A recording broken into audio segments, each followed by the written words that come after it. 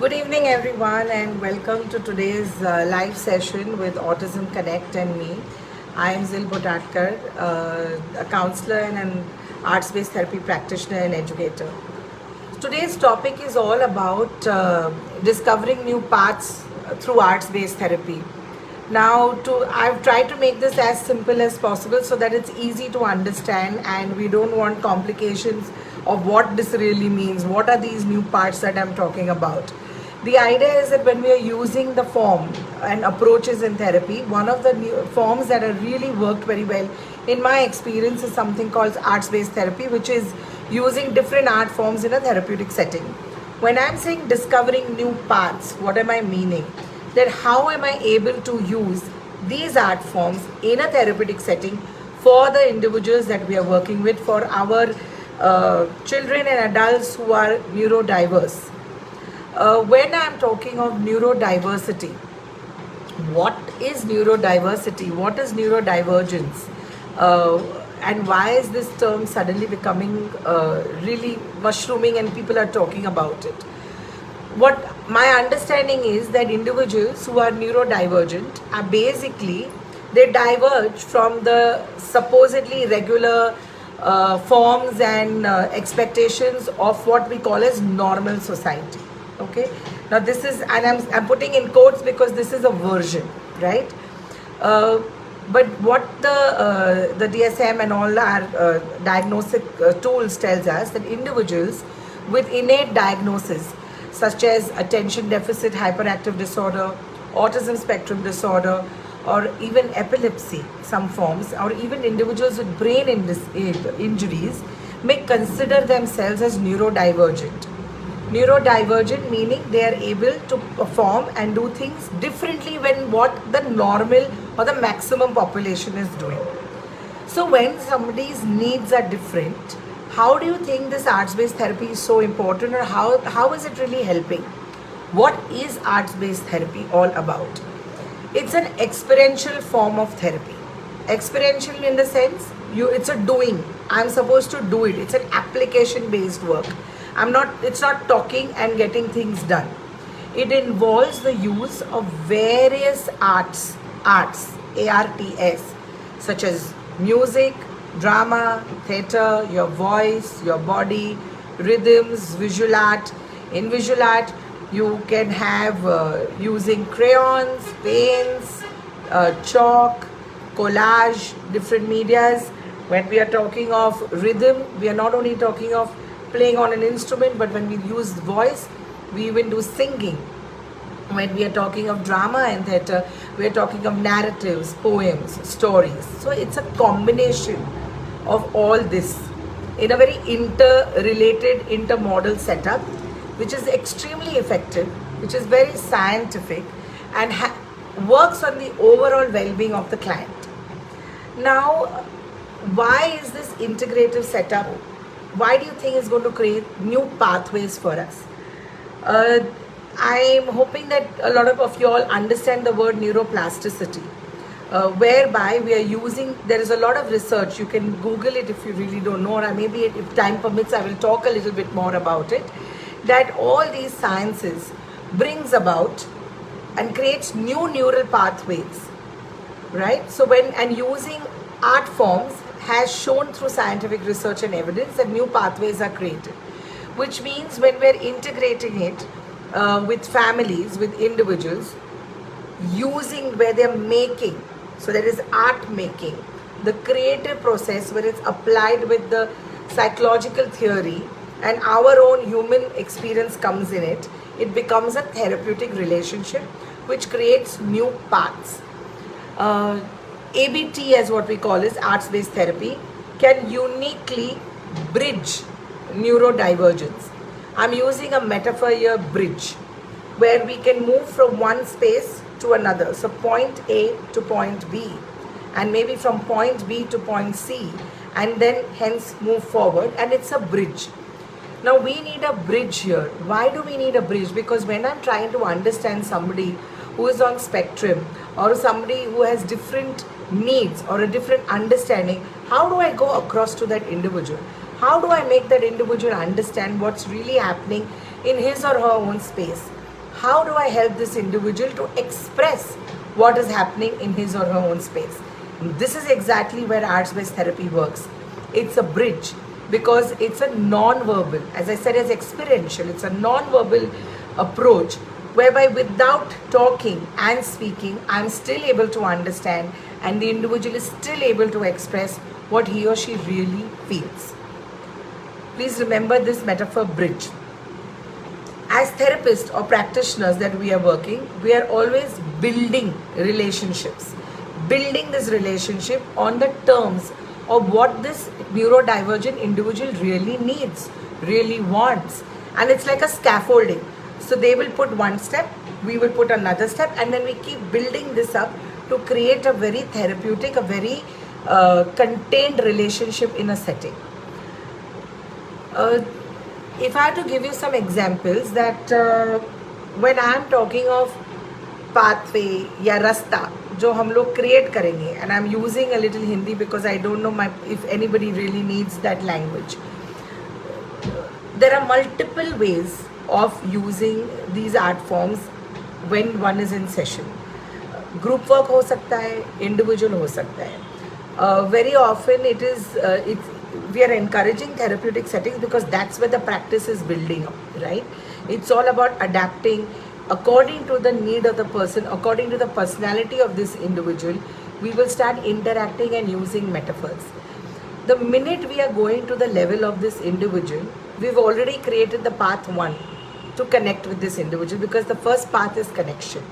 If you're able to make this connection with ease, because that is the bottom important line, I don't have to make an effort out of it कि चलो तुमको बैठना है और मेरे साथ session में बैठना है. We have to do this. ऐसे ही करना है.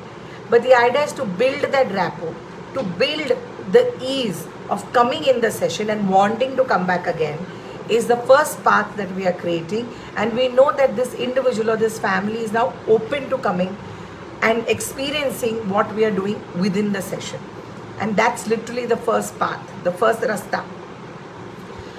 Multiple areas can be acknowledged and worked through this. Okay, now I'm going to give you some of those typical domains or goals that we are working with. Increased attention, improved behavior, enhanced auditory skills, improved cognitive skills, decreasing of nervousness and anxiety and stress, improving socialization, improving verbal skills, enhancing sensory motor skills. Now these are multiple ways, multiple areas, multiple things that we want to achieve for an individual. And ABT, arts-based therapy, is actually the path that is going to take you forward, right? And it is one of the main approaches or paths. How is it really useful? When we are using the art forms for children, especially whose needs are different from the needs of a neurotypical child or even an adult for that matter, we are understanding how the art form, now whether this individual is very comfortable using rhythm, whether this individual is comfortable using visual art, whether they are able to function by doing some kind of role play. If they are verbal, then are they narrating a story? All that depending, we start planning the session. We all know, right, that no two individuals are same, and especially children with beautiful different abilities do not exhibit similar symptoms necessarily. Some may have limited verbal skills, some may be very good at grasping, some may be very sensitive to the light, touch, sense of visual sense or taste because there may be sensory concerns. A few may even lack communication and social skills. But through trained and experienced therapists or practitioners, they measure the need of each individual and provide an apt therapeutic plan to help this individual reach the desired goal. Now, if this is again creating that, how am I going to reach the goal? So another path starts coming, another way comes out. I'm using the word path, and that is again a metaphor because it's all about the process. It's not the end or the final destination that we reach. It's the process from moving from this point A to point B, which is maximum and which is most important. We are aware that a lot of our individuals and children who are suffering or diagnosed with autism may not be able to communicate verbally. But through using the art forms as a therapy, this child or adult is able to express his or her own ideas. They're able to connect through art, such as lines and sketches, something as simple as that also. Just creating lines, creating dots, creating different zigzag lines, they're able to connect with it and able to express. They can express their happiness, their sorrow, their fears, anger through various symbolizations, colors, techniques that we may use in art forms, depending but on their mood, okay, depending on what the frame of mind is at that moment and time, because that is very, very important. And depending on what I've had through the day, I will choose the color, or I may choose the paper, I may choose a pencil, I may choose a pen. But as the therapist, we are being very alert. Okay, what is the choice that is taken? It is not about that, oh, if this child has used black, meaning this child is sad and depressed. No, there is nothing of that sort. For all I know, the black color was really close to the child, and the child or that individual has taken it. Or I'm just bored to take anything else, so I've used that. Or black is just my favorite color and I've used black, right? So we don't talk about this color means this. But if we are seeing that this individual is using a particular color constantly, consistently over many sessions, then we start noticing and saying, okay, hey, something this child is trying to communicate or this individual is communicating to us. That's the bridge, right?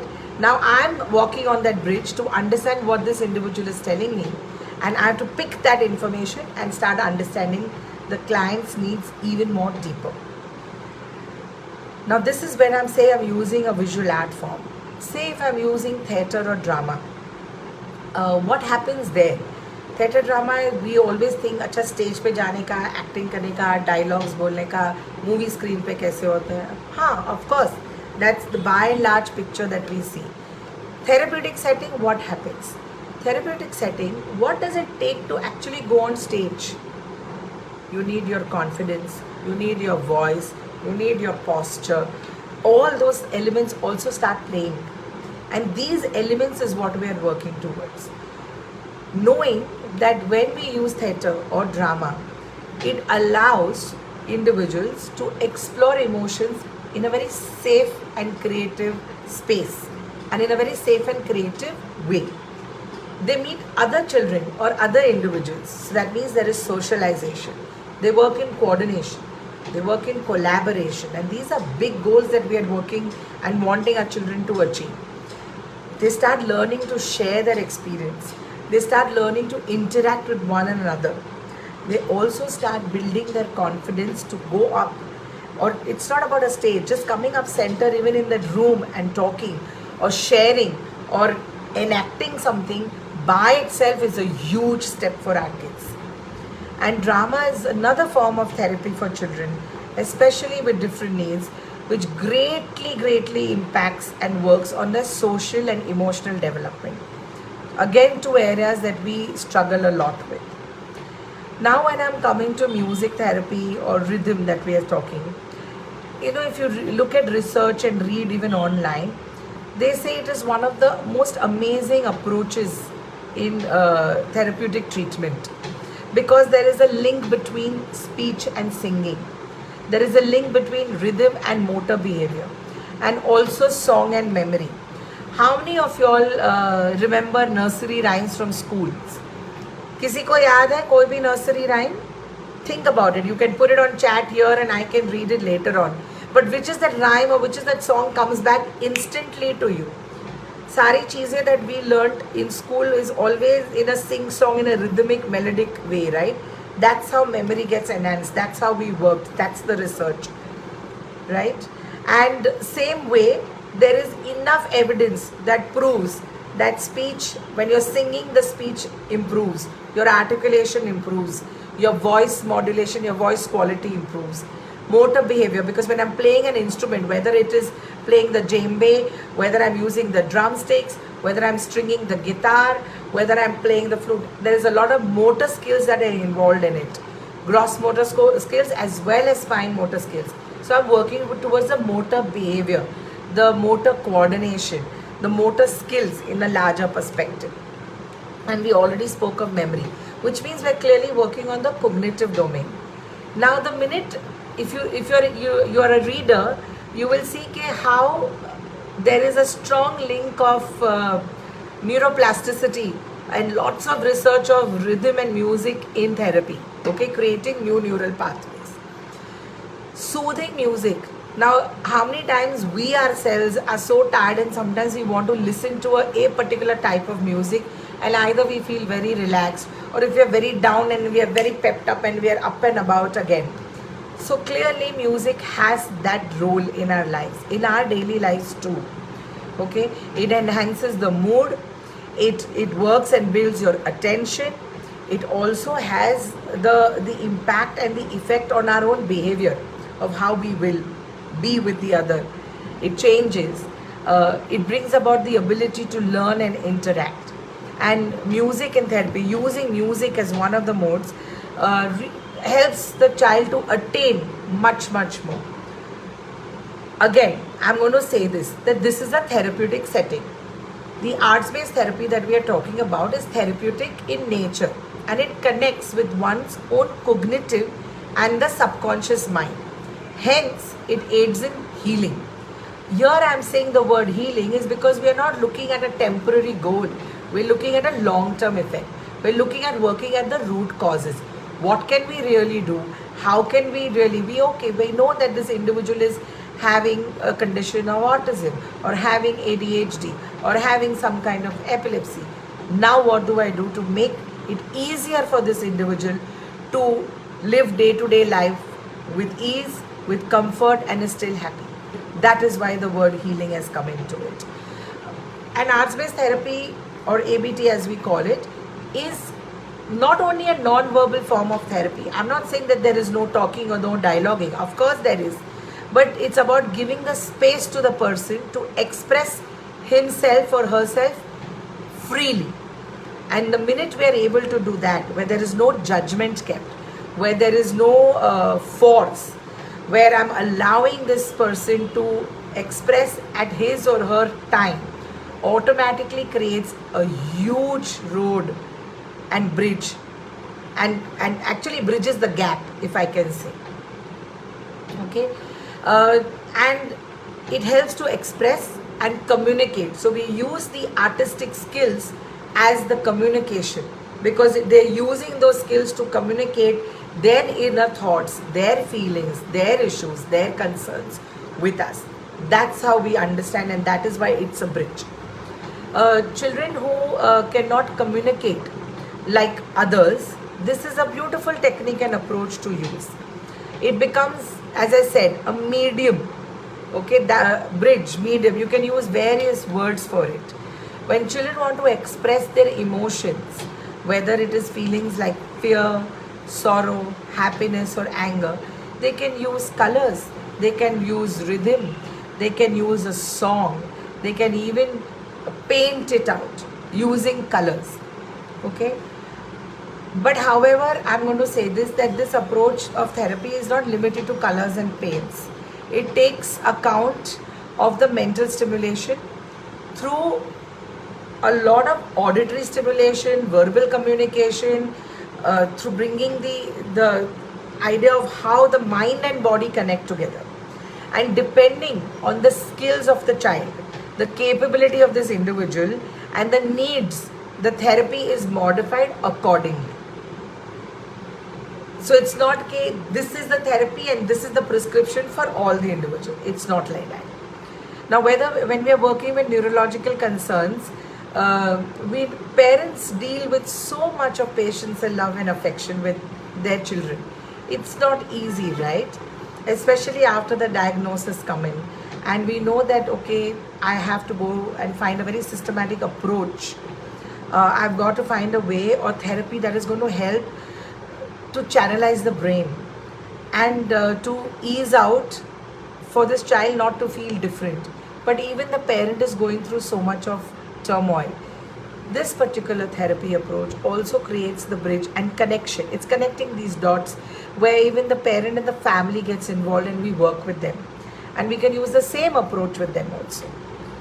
And especially when we are doing different kind of therapeutic treatments, whether it is speech therapy, occupational therapy, sensory integration programs, special education, we can use the arts-based therapy in conjunction with it, and trust me, it works as a catalyst because it just fastens the process in therapy and healing. And it is beneficial for children suffering from mild to severe forms. Like we've already mentioned, that no two children or no two individuals are really the same. All the time, the therapy needs to be modified and tailor-made to the need of the individual who is coming to us. And that is why the path is not a very strict path. That is why we keep discovering new paths. Today an A person has come and the A person may be on spectrum and has sensory issues. My way of working with that AA is going to be very, very different from the B who's come to me, who may also be on spectrum, but like the A may have maybe touch sensitive and B would love the touch. So I may use the same form of therapy, but I'll have two different parts, two different ways of working with them. And that's how you start connecting the dots. You start figuring out what else is happening back home, how is happening in school, what's happening at the other therapy space, the other generalization and society angle, and we start bringing those factors together. Another thing we always talk about is when they are not able to express or communicate their need clearly. And how can arts-based therapy help them articulate? So a lot of auditory stimulation gets going. It is imperative for us to gauge the need of this child or this need of this individual to provide the therapeutic help. To give you a little idea, what would a session look like, right? If I'm saying, and I've been harping this word, let's create the bridge, let's create the path. But what does this whole thing mean? What does if a child has to come, what does this session look like? Now we have to understand each person possesses intellect, body, emotions, and there are a lot of subtle energy fields. Each of these dimensions is created in alignment with the individual's purpose that they've come it. There is a definite approach that we are following, which is arts-based therapy. But we do not restrict ourselves with only this. In fact, we are all the time molding in a way to heal this individual rather than to pressure them to have a performance. So if they're coming in a session and I'm working with visual art and there's painting, my idea is not that this painting that they do has to be something so amazing that has to be put up, fine lines, coloring between the lines, it's like picture perfect. That's not the need. The process of taking them to complete that is very important. And again, it all depends on the goals that I'm working with this individual. If my goal is that this child has to understand boundaries, has to understand to be, then actually asking them to color within the boundary becomes very important. So again, as I said, it depends on the individual's needs, concerns, and we plan the session accordingly. The therapy has different components during a session, and especially all the students who've learned arts-based therapy or who are trained practitioners know that when we plan the sessions, these are extremely important, because before we head into the session also, we ourselves need to have a calmer space to go plan and then go ahead in the session, right? Otherwise, what's the point? Though I may talk about these separately right now just for understanding, they may have an overlap during the course of therapy. We come from a background which is very cultured, which is very ritualistic. So clearly when the session would start, there is a ritual. Ritual is, how do I start? It may be something as simple as a greeting in the session. Even greeting, that means every time this individual enters, there is a particular way we start the session. That's the ritual. And that we know that having sameness of familiarity helps our individuals to be at ease. So they know they're coming into familiar grounds. And there's nothing wrong in that, so we are providing them. We also know that sometimes our individuals who are neurodivergent may get stuck with it, and we don't want them to hold on and get stuck. So I will keep adapting and molding within that same framework, but the rituals would still happen. There is a particular way they come into the session. That's why rituals are very important. Now, I'll have the main session plan, but to go ahead with the session plan, I will do like a warm up. Typically, जब हम लोग exercise करते हैं, अगर आप gym जा रहे हो तो you're not going to go and start picking up the weights, right? या अगर swimming कर रहे हो, you're not going to start taking your laps immediately. You're going to do some kind of a warm up to go into that zone of and the tempo of exercising. Same way in the session also, we build it, scaffolding. We'll build these these dots are all there, and we're trying to connect these dots. This connection of dots are all the small parts and bridges, so that the session becomes more and more fruitful for the individual who's coming to us. So we do a little warm up depending on what the main activity is. That warm up links to the main activity, the main goal of the session. And then you have that whole main goal which we function and we go out. I will take you through maybe one example, or we can do it through a discussion here also. And after that main activity that we do, we de-roll from it. We just don't say, okay, bye, chalo, activity done, let's go.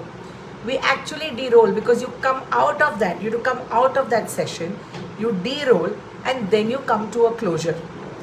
That closure is then, of course, whether it is winding up the whole session, if you've got paints all over the place, put the paints back. If you've used paper, then collecting the paper and putting it away. It could be sometimes a sharing what I did and how I felt as reflection. It could be done through miming, through writing. There are times we also use mindfulness techniques in the session, depending on what the goal is. And then we come, that's how the closure is done. Now the question is that, it sounds so simple. So is this approach same for every person who comes to us?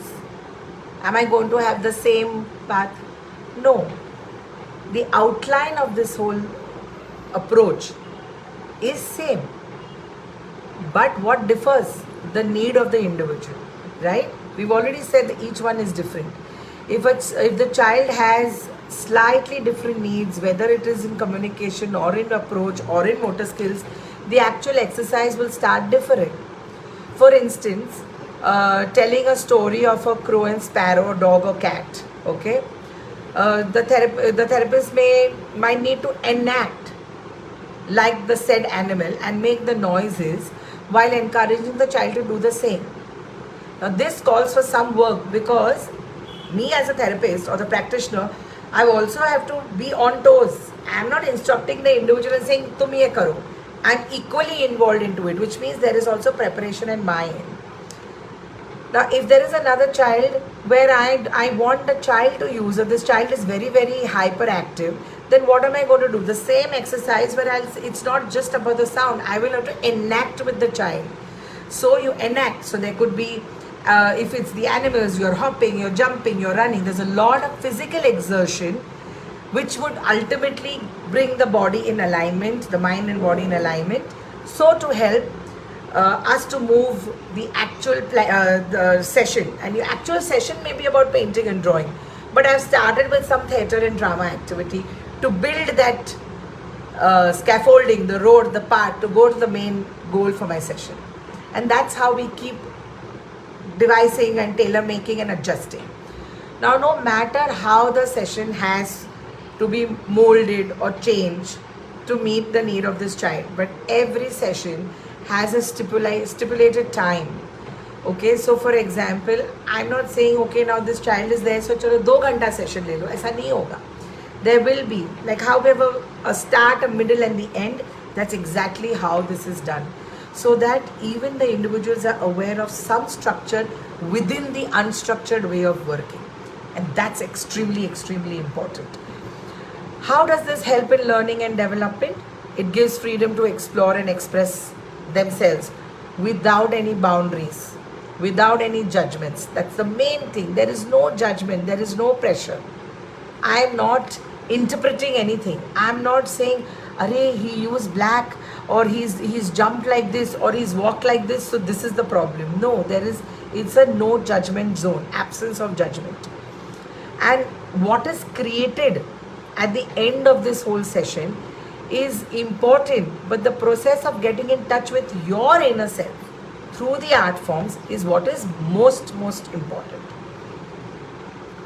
Okay, so we are working with so many goals. Like I said, we see how useful it is in different areas, different domains, whether it is a cognitive domain, whether it's a behavioral domain, whether it is your communication and expression, whether it is motor skills, stress, relationships, emotional needs, sensory needs, group interaction, socialization.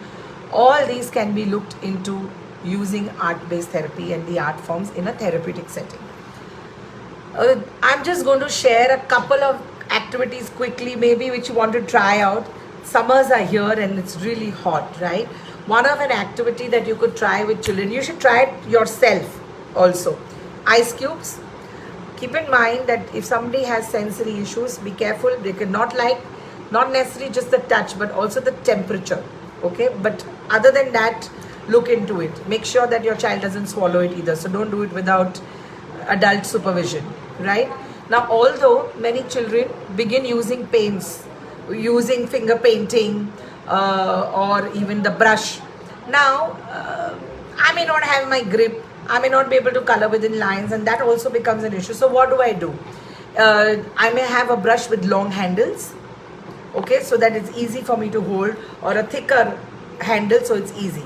But for ice drawings, I don't really need anything, right? There is physical touch, and that sometimes is very important to use. There is also hold, and it's difficult to hold because it's going to keep slipping out of my hand.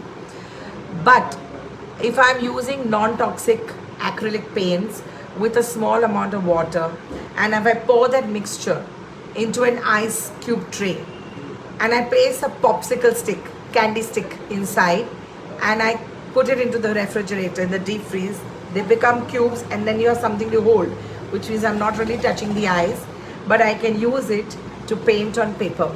And it's a great experience, a great summer one to use. You should try it out, and you guys can get back and tell me what are the therapeutic goals that we can use this for, and where all they can help. You can do it individually, you can do it in a group, and it works beautiful always. What about using Play-Doh? A lot of kids, especially the young ones, have issues with mouthing.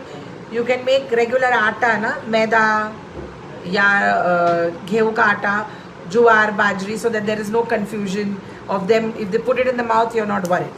It's a great sensory material where you can do structured, non-structured both. A lot of pretend play can be done here. Your child can make things, break things, and again put it together, okay? And that's again important in learning. You can also make this very sensory oriented, because you can add some kind of a essential oil for sense. The olfactory is an amazing sense to work with.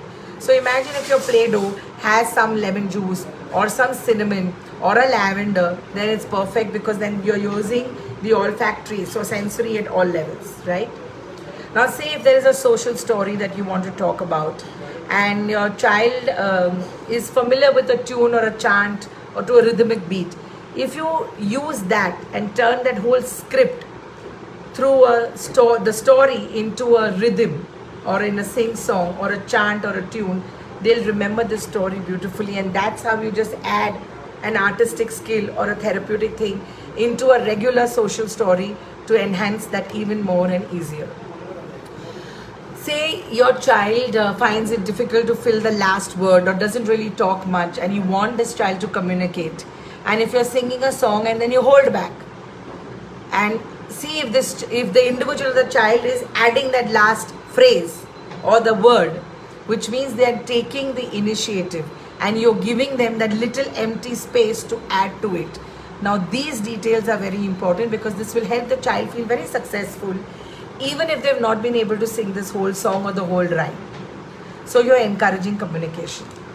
one of the simplest ways to help your child communicate is through music, because you can have a musical conversation where you sing a question and the child may respond by singing also, something as simple as that. Or if you, like अपने पुराने हिंदी गाने थे, हाल कैसा है जनाब का, and then you say क्या ख्याल है आपका, and that's the whole communication, right? That's conversation, and you can do that, and you can use it in a therapeutic setting and make it very fun for you also, and not only for the child or the individual.